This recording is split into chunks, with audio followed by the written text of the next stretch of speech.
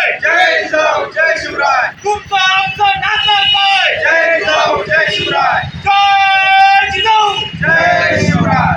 जय जिजाऊ जय शिवराय.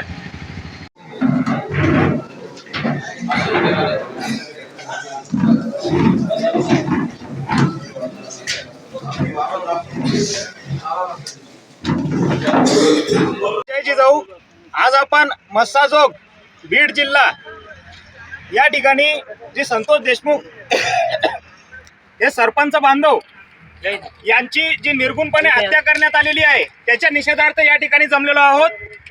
खऱ्या अर्थाने आज समाज म्हणून आपण एकत्र येणं गरजेचं आहे, कारण मराठा समाजाला खूप मोठ्या गोष्टींच्या आत्मपरीक्षणाची गरज निर्माण झालेली आहे. ती आज या घटनेतून अधोरेखित होते. कारण आजपर्यंत मराठा समाज असेल तर मराठा समाज कुठल्याही गावामध्ये जर बहुसंख्य असला तरी त्या गावातील इतर अल्पसंख्याक समाजाला कधी त्याची दहशत किंवा भीती वाटलेली नाही. अशा प्रकारची सर्वसमावेशक भूमिका आजपर्यंत मराठा समाजाने निभावलेली आहे. परंतु आज दुर्दैवाने मराठा समाज जर एकत्र यायचं म्हटलं तर त्याला जातीयवादी ठरवलं जातं. अशा प्रकारची आज परिस्थिती निर्माण केल्या चाललेली आहे. याचा सर्वप्रथम आम्ही निषेध करतो. खऱ्या अर्थाने आजपर्यंत मराठा समाज जो काही आजपर्यंत इतर काही कादंबऱ्या असतील, पिक्चर असतील, चित्रपट असतील याच्या माध्यमातून मराठा समाजाला एक प्रकारे बदनाम करण्याचं षडयंत्र आपल्याच हातून केलं गेलेलं आहे. अशा प्रकारचं आज या ठिकाणी अधोरेखित होतं. कारण आज जेव्हा आपण डीजे डॉल्बीवर गाणे बघतो, गाणे जेव्हा वाजवले जातात आणि त्याच्यावर आपलेच पोरं असतात, गाणे काय असतात तर पाटील म्हणतो बाई वाड्यावर या. अरे आपले पूर्वज काय एवढे चारित्र्यहीन होते का? किंवा फक्त पाटलाच्या वाड्यावर हेच धंदे चालायचे का? पाटलाच्या वाड्यावर गावगड्याचा जो चालवला जायचा, गावगड्यातील प्रत्येक अल्पसंख्याक समाज असेल, कुठलाही दीनदलित असेल, गोरगरीब असेल, त्याला मदतीची अपेक्षा आणि त्याला कुठेतरी तिथे आश्वासक एक हे वाटायचा, आधार वाटायचा. त्यामुळे पाटलाच्या वाड्यावरून आजपर्यंत गावगडा चालवण्याचे जे काम आहे ते पाटील समाजाने असेल किंवा पर्यायाने मराठा समाजाने असेल आजपर्यंत केलेलं आहे. आजपर्यंत आमच्या गावगाड्यामध्ये जर बघितलं तर 12 बलुतेदार असतील, इतर अल्पसंख्याक समाज असेल, यांना सर्वसमावेशक भूमिका आणि त्यांना आधार देण्याचं काम प्रसंगी मराठा समाजाने केलेलं आहे. आमच्या पूर्वज मंडळींनी केलेलं आहे. आमचे पूर्वज काही एवढे चारित्र्यहीन होते का की आम्हाला कायम फक्त पाटलाच्या माध्यमातून जे बदनाम केल्याचं षडयंत्र या ठिकाणी आखलं जातं.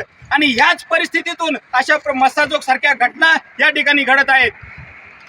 कारण आज जर बघायला गेलं तर या घटनेच्या मुळाशी सुद्धा आपण जर गेलो तर त्या ठिकाणी असं निघतं की मस्साजोगचे जे सरपंच होते त्यांनी कुठेतरी जे आपले अल्पसंख्याक आंबेडकरी बांधव आहेत यांच्यावर अन्याय झाला, त्यांची भूमिका त्या ठिकाणी मांडली म्हणून त्यांच्यावर ही वेळ आली, हे या ठिकाणी अधोरेखित होतं. मग मराठा समाजाने आजपर्यंत सर्वसमावेशक भूमिका घेतलेल्या असताना सुद्धा एक विशिष्ट समाज जर संपूर्ण समाजाला टार्गेट करत असेल तर मराठा समाजाने सुद्धा आता एकत्र येणं गरजेचं आहे. आणि मराठा समाज एकत्र येणं म्हणजे काय आपण जातीयवादी आहोत किंवा कुणाला भीती दाखवण्यासाठी येतोय अशातला भाग नाही.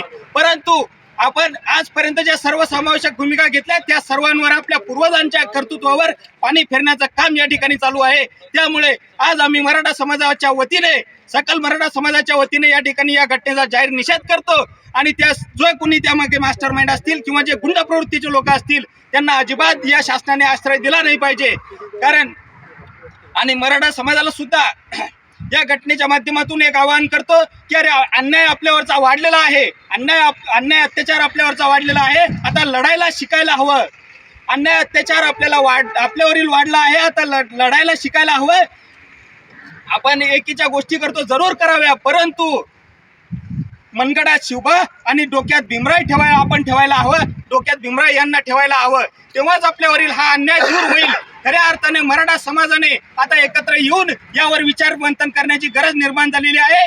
कारण आमच्या मराठा समाजाला आजपर्यंत जे आता षडयंत्राच्या माध्यमातून हे बदनाम करण्याचे कटकारस्थान आखलं जात आहे. बीड जिल्ह्यामध्ये जे कुणी त्यांना राजाश्रय मिळतं त्या गुंडांना, मग काही मंत्री असतील, संत्री असतील, यांच्या माध्यमातून जो राजाश्रय मिळतोय तो खरोखर आत्मचिंतनाची गोष्ट आहे.